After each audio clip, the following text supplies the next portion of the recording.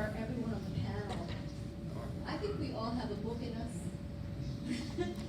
I know I have like 8. And how did you get them edited? When you were writing, did your friends edit? Because I had my family read some of my work, and the first thing they were like is, "Oh, you're so funny."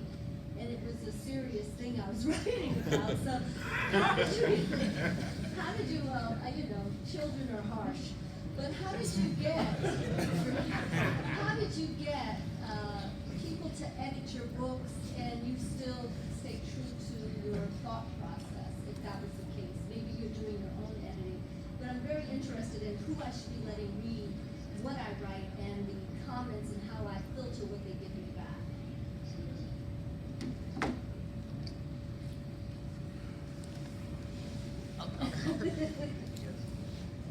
You have to have somebody who's going to be honest with you, because you need the honesty about, especially when it comes down to grammar. That is important. The person has to know what they're doing, but they also have to receive your message. You know what I'm saying? So it has to be some type of relationship. Business I prefer, but also where they are respective of your vision. They won't change it if they see your vision the way you see it. Yeah, they'll just look at the grammatic parts and stuff like that. That's all that really matters. But your story is what's more profound. Yeah. So I would say that editing process is probably one of the most hardest processes for me, because you want, I'm sure you guys read books and you've seen errors in them. I'm sure you don't want that to happen because your readers will tell you that. So yeah, that's the hardest process. So for me, for my first book, I actually paid an English student to do it.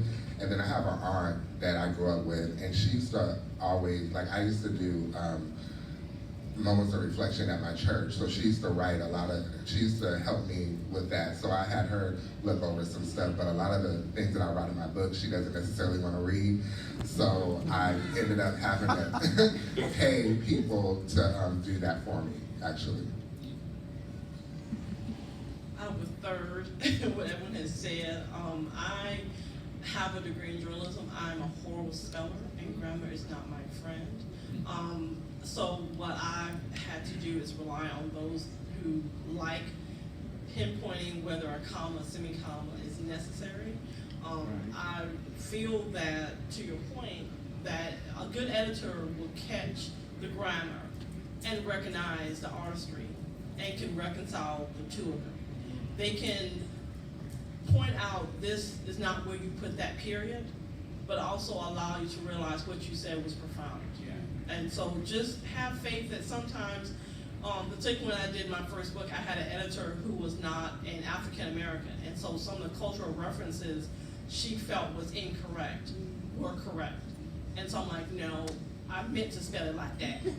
There's a reason for it. But realizing, take your ego out of the equation, because sometimes someone who's not invested as deeply as you, the author, will be able to see things that will make the story soar.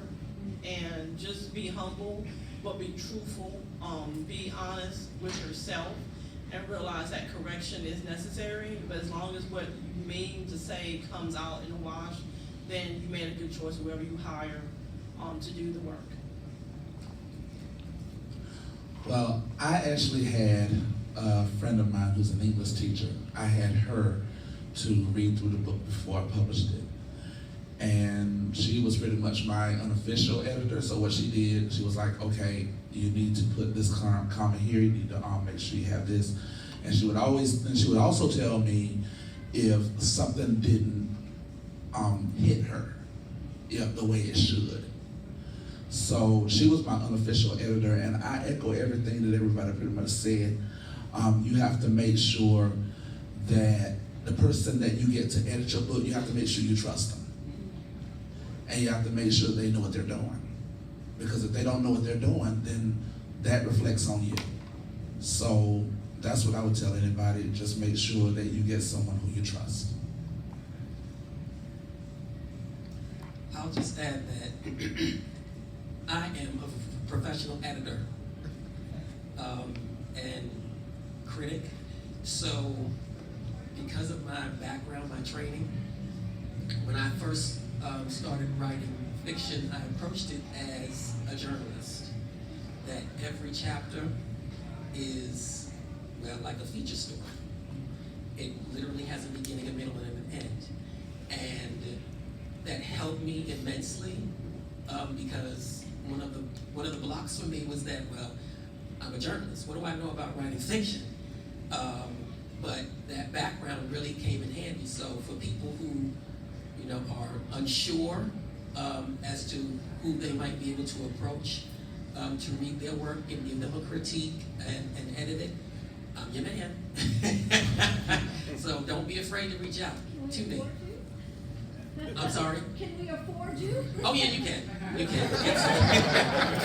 Yeah, I mean, I understand because I've been there, and I understand the process of writing something for the first time, and also being afraid to release it because you have to release it.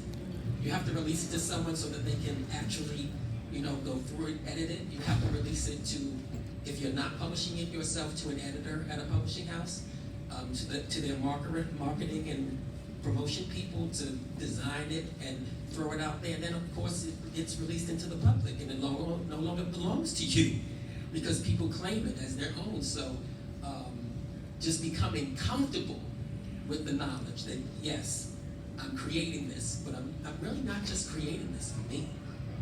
Someone is going to see this, and it may literally save their life. Yeah. So. And let me just add this.